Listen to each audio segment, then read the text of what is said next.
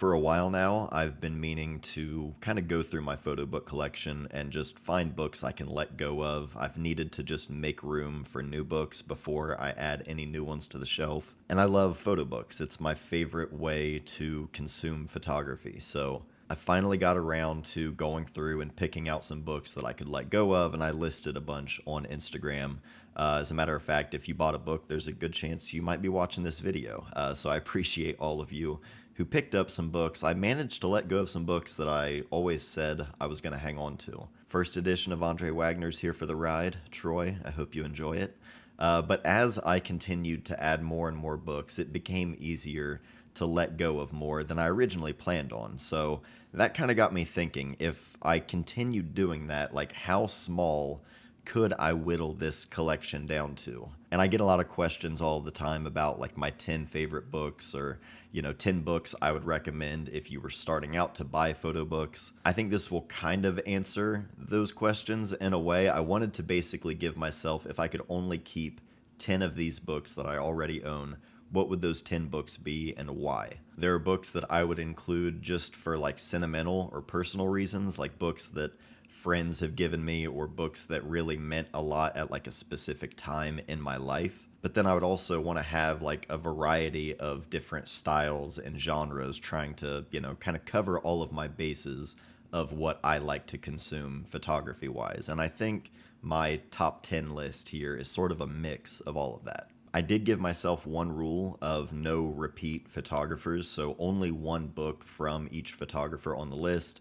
Otherwise, it would probably just be all Sage Sawyer and Mark Steinmetz. So I've got 10 different books, 10 different photographers, and I'm going to share each book and just why it makes the cut if I could only keep 10 photo books. If any of the books that we're going to talk about today are available anywhere, I'll try to find links and I'll have those down below, as well as a link to the sponsor of this video, Squarespace. I'll tell you about them in just a little bit. But first, we're going to kick the list off. This is in no particular order from 10 to 1. I'm not going to rank them. You can't make me. We're going to start in the smallest to the largest because they stack up nicely this way. Gathered Leaves by Alex Soth. Right off the bat, this is a bit of a cheat, but I had to do it. I love this book. If you're not familiar with it, it's a collection of Sleeping by the Mississippi, Niagara, Broken Manual, Songbook, and A Pound of Pictures. 5 books, all by Alex Soth. They are the complete books, front to back, with extra annotations and information on the books, things that go into how the book was made, the thought process behind certain photos, even outtakes and things that didn't make it into the final copy. For a photo book nerd and having sort of insight into a collection of work inside of it, it's printed on almost like newspaper type print, but you're still getting the full subject matter, the full context of each book from front to back, but you're also getting all of the extra information. And I think for any sort of photo book nerd, not only being able to see the work for itself, despite not being printed in the best way, you're gaining so much of that insight on top of it. And if Alex Soth can only be on the list once, it works well for this one. All the Days and Nights by Doug Dubois. I've taken a deep dive into this book specifically in another video, which I'll link above. This is one of my all-time favorites when it comes to photographing family, albeit in a very different style and approach than, the kind of photos I make of my own family. It's an incredibly heavy book, and although they're not shot, in any sort of aspect ratio that would make it look like movie stills, it's real life and they're real moments, but they're photographed in a way that it just feels almost like it's not real, like it's from a movie. Christmas Day, Bucks Pond Road by Tim Carpenter. I've talked about this book plenty of times on the channel. If you flip through it and you've seen any of my own photos, I think you can understand why I like this book so much. The entire book, all photos made on a single walk one morning. It's nothing more complicated than that. It doesn't have to be, and that's specifically what I love about this book. No matter how many times I've shared about this book in particular or Tim Carpenter's work in general, it's a tough sell. I think it's tough to explain because I think to a lot of people there's nothing there.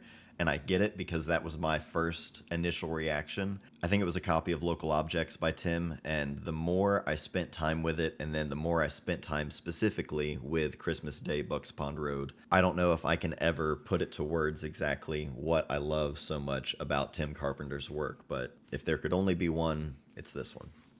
Juggling is Easy by Peggy Nolan.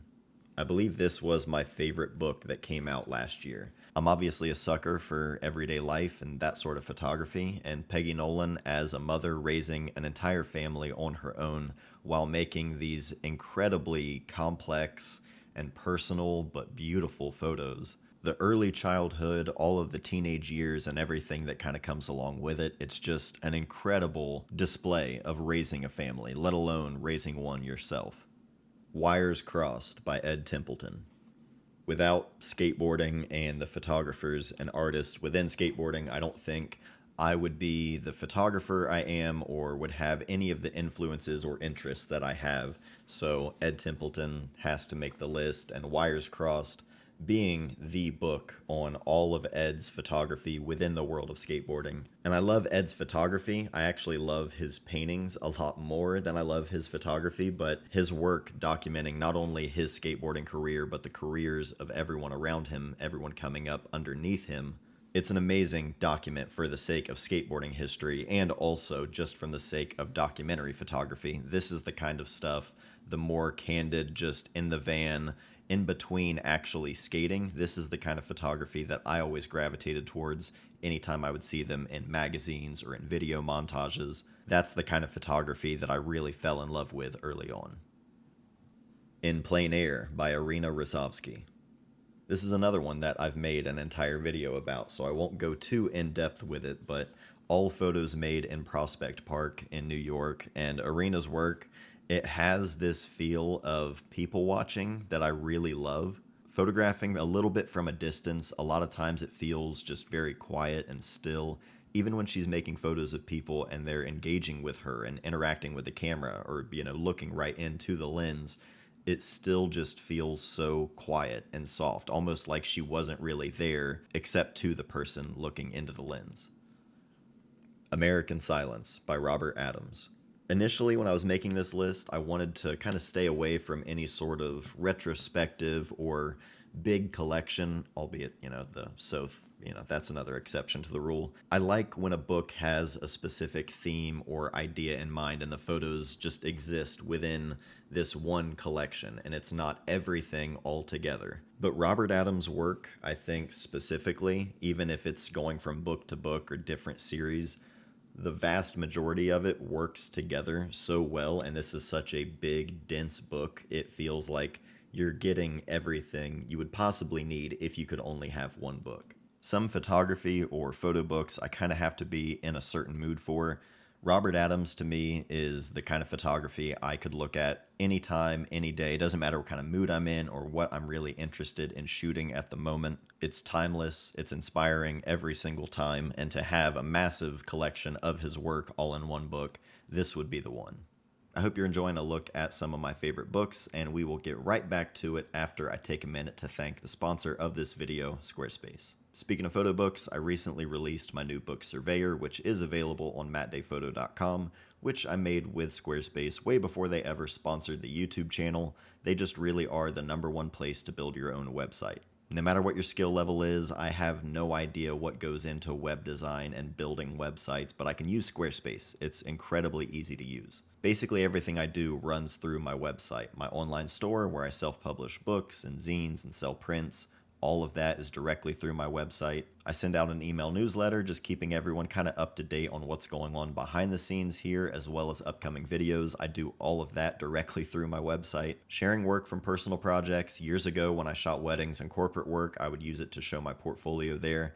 Everything you need is all in one place. If you're a photographer, I highly encourage you that you give your work a place to live. You can sign up for a free trial at squarespace.com, but when you're ready to launch, go to squarespace.com/MattDay. Use the code MattDay at checkout, and that'll save you 10% off your first purchase of a website or domain. Thank you again to Squarespace for sponsoring this video and supporting this channel.